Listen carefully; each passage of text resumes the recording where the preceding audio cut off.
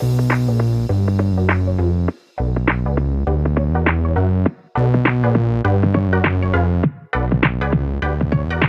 welcome everybody to another episode of Chris and Dave's Reality TV Cast. I'm one of your hosts, Chris, and my co-host and very good friend is Dave.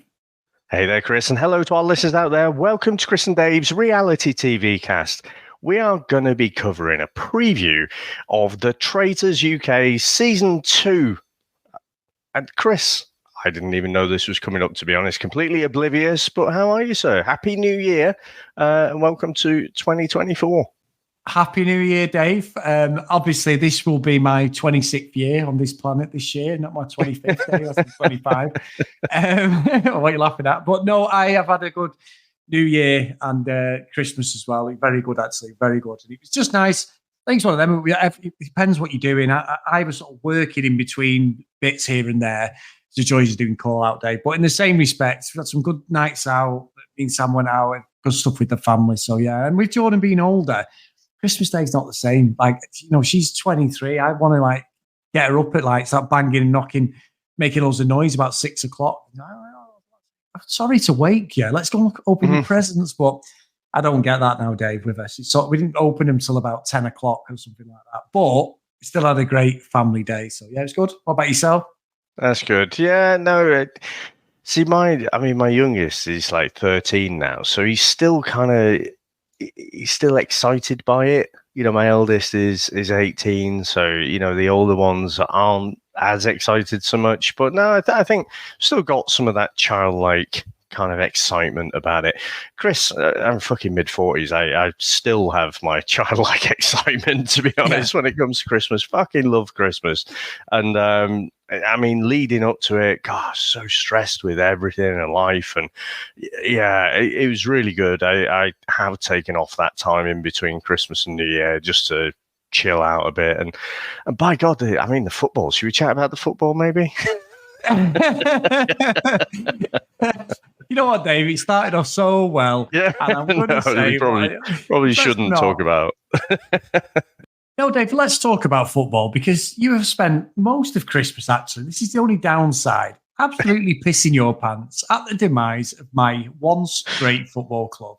So you are back on the fucking ascendancy, and Manchester United are fucking descending quicker than anything I've ever seen, Dave. In my 45 years of being on this planet, we are absolutely awful. So you have took great pleasure in sending me various gifts and memes and just absolutely taking the piss because that's exactly what I would do. And I wouldn't expect anything less. So yes, I do laugh about you, Dave, but not when we've just got beat. I do sulk and sit there like, oh, fuck off. You know what I mean? So yes, very good. I think my favourite, just peeling back the curtain a bit, is New Year's Eve and sending out. I thought I'd send one out for the to close out the new year. It's that guy on RTE News. Just let's hand over to him for the news. I'm not going to do the voice, obviously, but you know, it's just Manchester United and just bursts out laughing. Fuck off, Dave. Anyway, we're not talking football. We're not talking football, Dave. We're talking about what are we talking about? Oh, the Traitors Series 2. So before we start chatting, Dave, shall we play a little bit of the trailer? Let's go. Here lies a kind and generous soul. Someone who is loyal, trusting, and faithful. No wonder they're no longer with us. Welcome to the game. It's a bit extreme, isn't it? Play it nice. You could end up 6 feet under. Play it dirty. I'll be looking at you after this. Wow. And you might come out on top. You're a traitor. 22 people play the ultimate game of treachery for a life-changing cash prize. The Traitors.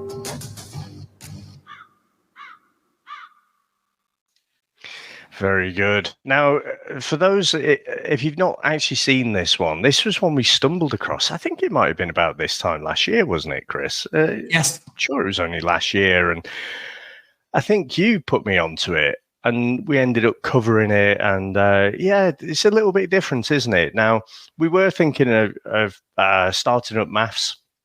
So that'll start on the 29th of January. But obviously, we had a couple of weeks off towards the end of December, and then we thought, well, we'll just plug a little gap and we'll cover this one. So we'll do it as a weekly. We'll watch 3 episodes. So plan is it will drop. First episode drops on the 3rd of January, and then it's going to air 3 episodes. So Wednesday, Thursday, Friday, 12 episodes in total. So it should finish off on the 26th of January. So it'd be good to cover this one because it completely took us by surprise last year, didn't it? Yeah, and me and Sam had not watched it first hand. It was actually my brother and sister-in-law who both said to us, you need to watch it. And we were like, yeah, I'd seen it. And Cordelia Wincombe for me is hit and miss, but I thought she was excellent in it. And once I started watching it, I was like, holy shit, this is something different. The only thing I'm worried about, Dave, is that, as we say all the time, is the second series syndrome. I'm worried about Your Mum, My Dad, how that's going to play out now that how are they going to hide that from the contestants. But with this one, this sort of show does play into the more flamboyant fucking desperados in the reality TV world who want to get fucking seen. It could be something different. I know they're going to tweak it, which is good. So they've actually got like a shield thing in now where when they do the missions, you can earn a shield. So instead of just getting eliminated or murdered, which is what part of the game, Dave, it always sounds a bit like it's not the right word, that, but then they murder them. They can actually put a shield in and block it so they don't get eliminated straight away. So I don't know whether you can hold the shield once in the entire game or you can keep earning a shield to stay relevant. I don't know, but I thought it was fantastic last year. It was one of my favourite shows that we covered and just a completely different take on reality TV as well. Yeah, and I think I'm trying to remember the other countries that we watched, but we'd watched the first episode of this, and it did kind of grab the nation a bit, didn't it? It just became this huge overnight success, and there are so many of these game type reality shows. I didn't really expect this one to grab me, but once I started to catch up on it, I just couldn't stop watching it. It was fascinating, and then when you get through to the end, and because we've got the benefit of being able to see who the traitors are and you see all the conversations, it seems so obvious. Like what I loved was the whole crucible, the whole kind of witches of Salem kind of thing, where as soon as someone is accused, there's like a confirmation bias. Someone say, oh, well, Chris, the way he was drinking his cup of tea was very suspicious. So I go, oh, yeah, it was actually, now that you mention it. And the more that they protest, the more it's like, well, clearly, what is it? You have a faithful and then I guess the traitors, isn't it? Oh, well, yeah, clearly you'd say that if you were a traitor. So and they were so shit and just casting out all these people who had the best of intentions. So, and then the kind of twist at the end, and you're thinking, oh, will they, will the traitors win or will they not? And it was great. But I think it might have been the Australian one or the American one. I can't quite remember, but I remember. So in season 1, the Faithfuls did win it, didn't they? Yeah. But it was close. It was right at the end. And then the guy, was giving it the full, oh, you can't do this kind of thing. And then, they correctly called him out and he kind of switched all of a sudden. He was like, oh, it's great that you've won. But I watched the other series and the traitors did actually win. And it's like we say, you always say about the Love Island, it'd be great if someone just walks off with 50K and they never do. Well, in this, that happened. And you kind of have that microsecond of oh, Christ, the traitors have win. But it left me feeling quite empty. I was like, oh, that's a bit shit, isn't it? It's like the end of The Empire Strikes Back or something, but there's no Return of the Jedi that comes after. So yeah, it would be really interesting. Everyone's going to be better at what the game is, at playing the game this time, but I suspect everyone thinks that they're a bit better than they really are. Yeah, and I think you're right. I've just been reading up, actually. It's actually a Dutch TV show originally, Dave. It started in 2021, and now it's franchised all over. And the original idea was to be on a ship where you walk the plank to get eliminated. Don't know how that would have worked, nice. Dave, in the middle of some fucking sea somewhere, but there you go. But yeah, I think conceptually as well is how they frame it. Will everyone just be so aware? Obviously, if you haven't watched series 1, there was a massive twist in the first 10, 15 minutes of meeting all the contestants, weren't there? But they said they're not doing that this time. I don't know. I mean, I've reading some stuff of Claudia, and she's saying that there will be tweaks here. There will be a few things, but the contestants are aware of what the show's about, everything they said. Obviously, the first series, it blew them away. It was like lightning in a bottle. They just didn't expect it to be so successful, but it was. And that's the only thing I worry about, Dave, because this isn't a Big Brother. This isn't a Love Island, which, if it ain't broke, basically the format works whether you like them or not. This could be a show that can either be a one series wonder, be amazing, and then after that just be like really boring. So I just hope that, especially the time slot, 9 o'clock on a weeknight, and especially on a Friday as well to finish off the week, that's a really good slot for this to be successful. Yeah, I think it will hold up. Because, like you say, it's like playing a new game of Monopoly, isn't it? Or playing a new game of Risk. Played a fair bit of Risk over the holidays as well. And it's, the trouble is, you can't play the same tactics twice. So my two daughters, like, they had this alliance. And it does my head in when you start off Risk and someone's like, oh yeah, we won't attack each other straight away. But then I was just being a little bit more cunning. The years aren't lost on me sometimes. So I'm like, oh look, like they've got one there. If you just attack them, you might take the whole of Australasia, something like that. It's just, and then but you can only play that tactic once. So I think these kind of strategy games, I think it will hold up. I agree with what you were saying about My Mum, Your Dad. I think they're going to have to come up with something different, because the whole reveal was that the kids were actually the relationship experts. Well, you can't play that same card again, can you? Whereas this one, the whole thing is about deceit and trying to weed out who's been randomly picked by Claudia, to be the traitors. And when they walk in that room, unless someone comes out and says any different, you think it is fairly random who it's going to be. Yeah. Yeah. And obviously last year we had that little dynamic we talked about, didn't we? The boyfriend and girlfriend. And it sort of ratted her out in the end, didn't he? And it was like she was trying to play a game, he was playing a game. Very unusual dynamic. And I did, when I was on the radio before, they were saying about this 67-year-old contestant from like Leicestershire who's going to donate all the winnings to a animal sanctuary in Spain, or I can't remember, it's somewhere wherever they visit. And then if they win it, they're going to donate that. But the older contestants, like the lady last year, she was seen as like the mum stroke grandmother of the group, wasn't she?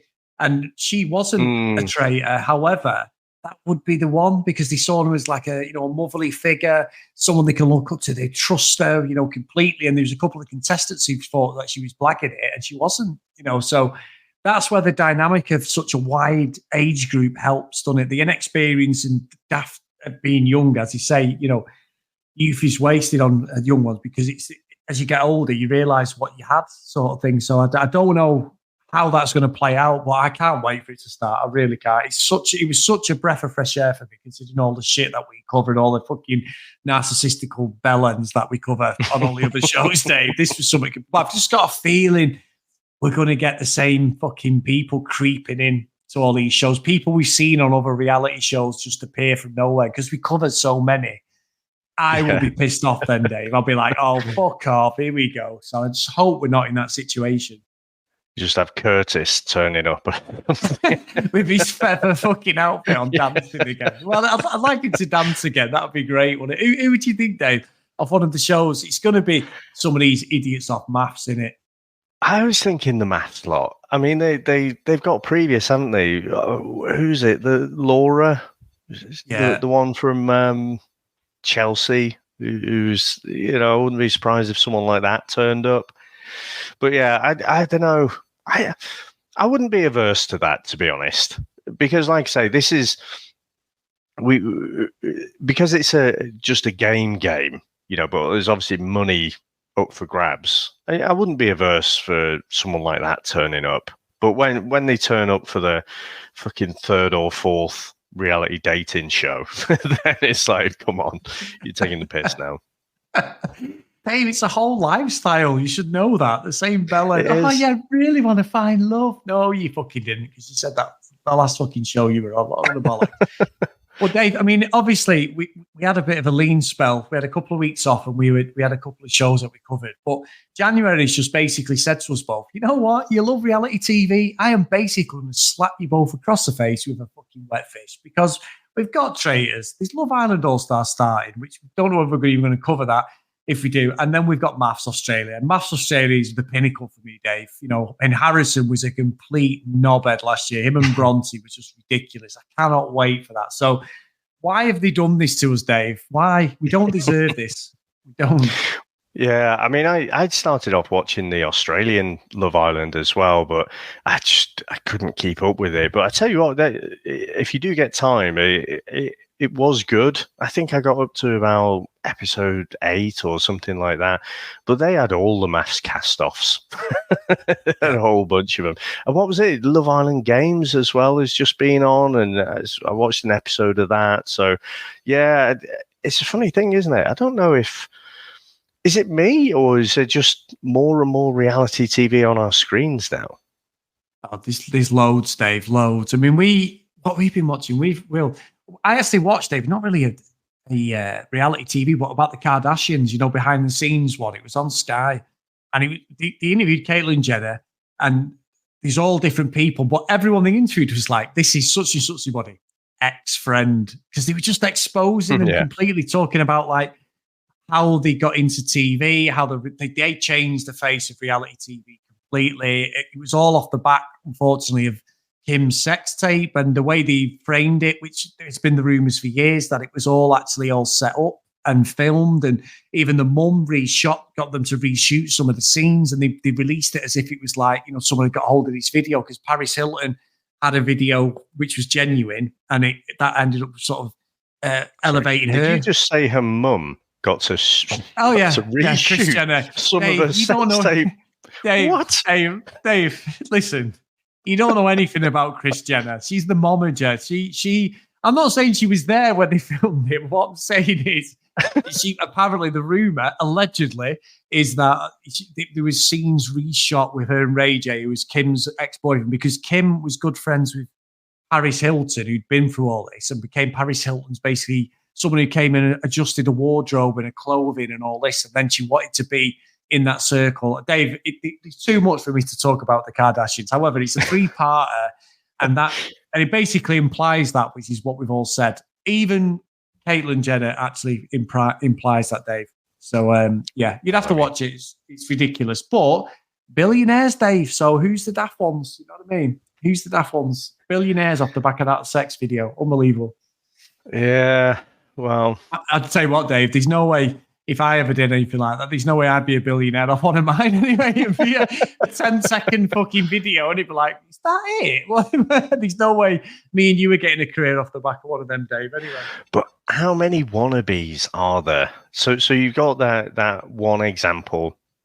I mean, I don't follow them. I don't watch any of the stuff or whatever, but, it's got to be a whole lifestyle, hasn't it? And just like everything, it's got to be online, and it's all, I don't know. I couldn't be doing with that lifestyle. It doesn't matter how much money it was. No, and to be honest, Dave, you're right. The actual show, especially now, the show is fucking bobbins. It's absolutely rubbish now. They got rid of, when Caitlyn left the family, Caitlyn Jenner, then you've got Scott Disick. They were the best two. Scott was married to Courtney.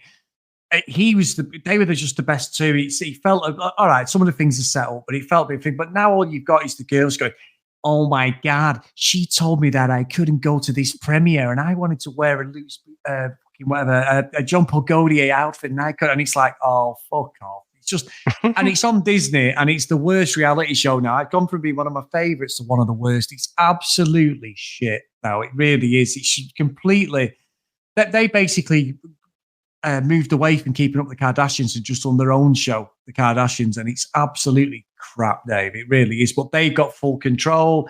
It's around the world. People will just keep fucking watching it, and you know, fair enough. But it's just like me watches it every time it's on, Dave. Yeah, and moans about how watching it.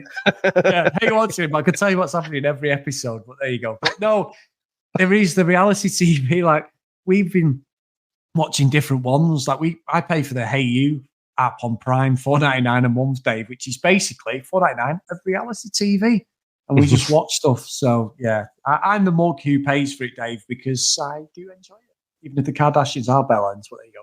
So anything else, Dave, before we shut this one off? No, that's it. Like I say, we'll aim to get the first episode out for the Traitors UK Season 2. We'll get that out at the weekend. Talk about the 3 episodes there. Can't wait, mate.